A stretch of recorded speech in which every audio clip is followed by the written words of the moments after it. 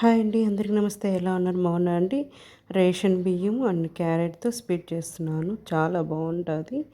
Ration బియ్యము cup తీసుకేసుకున్నాను. ఒక గంట నానబెట్టేసుకున్నాను అనమాట. అది నానబెట్టేసుకున్నాను. ఒక గంట నానబెట్టేసుకొని ఇప్పుడు కుక్కర్లో 3 విజిల్ వచ్చే వరకు ఉడకబెట్టేసుకోవాలి. ఇట్లా ఒక కప్పు పాలు, ఒక కప్పు చికెన్ పాలు తీసేసుకున్నాను. ఒక గ్లాస్ నీళ్ళు తీసేసుకున్నాను.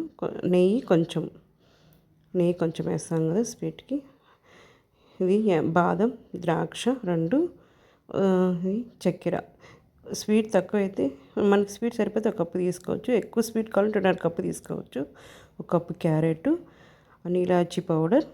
ఇప్పుడు కుక్కర్ తీసేసుకొని ఒక 3 విజిల్ వచ్చే వరకు ఉడకబెట్టేసుకోవాలి. నీళ్ళు తీసేసుకొని ఒక 3 విజిల్ రావాలి. ఎందుకంటే ముందు ఉడకబెట్టేసుకుంటే కొంచెం అన్నం అవుతుంది కదా, కొంచెం తొందరగా పని అయిపోతుంది అనమాట. అందుకే నేను 3 విజిల్ వచ్చే వరకు ఉడకబెట్టేసుకుంటున్నాను. 3 విజిల్ రావాలి. పక్కన పెట్టేసుకొని ఇప్పుడు కొంచెం నెయ్యి వేసుకొని బాదం ఫ్రై చేసేసుకోవాలి. అలా కట్ చేసి పెట్టేసుకున్నాను బాదం. ఇవి ఫ్రై చేసేసుకోవాలి. కొంచెం ఎండు ద్రాక్ష కూడా ఫ్రై చేసేసుకుందాం. చాలా చాలా బాగుంటుందండి స్వీట్. మీరు కూడా ట్రై చేసి చూడండి, చాలా బాగుంటుంది. కొంచెం నెయ్యి వేసుకున్నాను. క్యారెట్ పచ్చివాసన పోయే వరకు ఫ్రై చేసేసుకోవాలి. అదే బాగా ఫ్రై చేసేసుకొని 3 విజిల్ వచ్చేసింది. కొంచెం అన్నం అయింది కదా, చూడండి కొంచెం అన్నం ఉడికిపోయింది.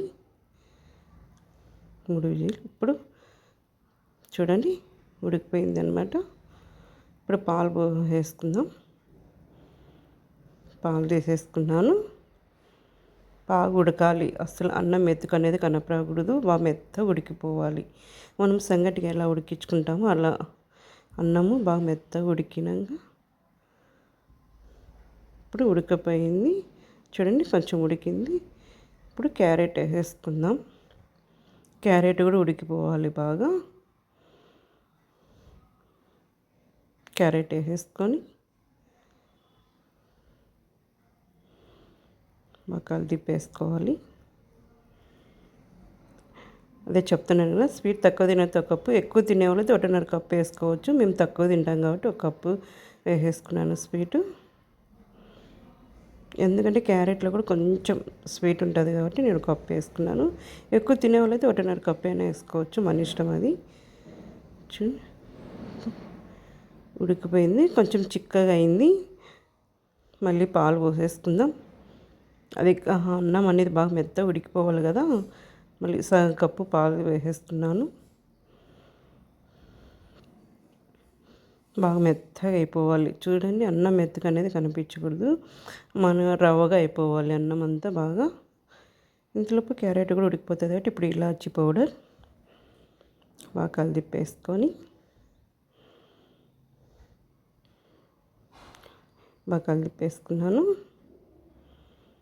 చాలా చాలా బాగుంటుందండి. మీరు కూడా ట్రై చేసుకొని చూడండి, చాలా బాగుంటుంది. ఇప్పుడు వేసేసుకొని దాంట్లో వేసేసుకుందాం.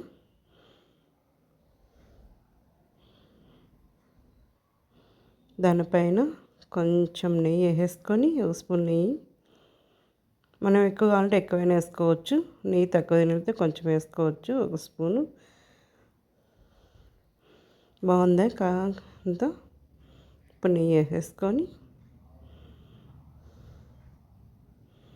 ఇప్పుడు బాదము, ఎండు ద్రాక్ష ఫ్రై చేసుకున్నాం కదా, దానిపైన వేసేసుకుందాం. ఎలా ఉంది? బాగుందా స్వీటు? మీరు తప్పకుండా ట్రై చేసి చూడండి, చాలా బాగుంటుంది. ఎందుకంటే అన్నం బాగా మెత్తగా ఉడికిపోవాలన్నమాట. అయిపోతే క్యారెట్ కూడా ఉడకాలి కాబట్టి క్యారెట్ కూడా వేసుకోవాలి. ఎందుకంటే కుక్కర్లో అన్నం బాగా మెత్తగా అవుతుంది కాబట్టి కుక్కర్లో ఉడకబెట్టుకొని తర్వాత పాలు వేసుకున్నాను. మీరు ఒకసారి ట్రై చేసి చూడండి, చాలా బాగుంటుంది అసలు. ఎలా ఉంది? బాగుందా స్వీటు? కొత్తగా వస్తే సబ్స్క్రైబ్ చేసుకోండి, అందరూ లైక్ చేయండి. బాయ్ అండి, నెక్స్ట్ వీడియోలో కలుద్దాం. బాయ్.